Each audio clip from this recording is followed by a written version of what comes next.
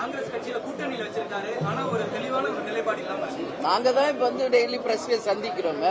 இந்த பதில வந்து நீங்க அவங்க கிட்ட கேட்கணும். மேபி டியூஸ்டே வந்து முதலமைச்சருடைய பதில் உரை இருக்கு, அதுல ஏதாவது சொல்றாரா என்பதை பார்ப்போம். ஆனால் மேகதாதுவில் அணை கட்டுவதை நிச்சயமாக ஏற்றுக்கொள்ள முடியாது என்பது தீர்மானம் நிறைவேற்றப்பட்டிருக்கிறது. அது மட்டும் இல்ல, இன்னைக்கு நான் ஸ்ட்ராங்கா சொல்லியிருக்கேன், எப்ப பார்த்தாலும் தமிழ்நாடு மட்டும் மற்ற எல்லா ஸ்டேட்டுக்கிட்டையும் கேட்டுக்கிட்டே இருக்கணுமா? கேட்டுக்கிட்டே இருக்கணும். இதுக்கு என்ன தீர்வு?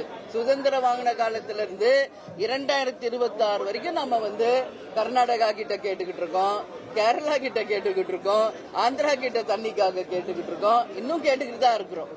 அதே மாதிரி மீனவர்கள் பிரச்சனைக்கு இலங்கையில கேட்டுக்கிட்டு இருக்கோம், பேசிக்கிட்டு இருக்கோம்.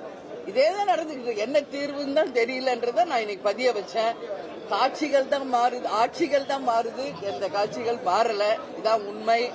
அதனால நான் என்ன சொல்றேன், மற்றவர்களை நாம் கேட்பதை விட்டு தமிழ்நாடே தன்னிறைவு பெற்றதாக, அது மின்சாரமாக இருந்தாலும், தண்ணீராக இருந்தாலும், வேலை வாய்ப்பாக இருந்தாலும், எல்லாத்துக்கும் தன்னிறைவு பெற்ற ஒரு மாநிலமாக தமிழ்நாடு வர வேண்டும் என்பதுதான் என் கருத்து.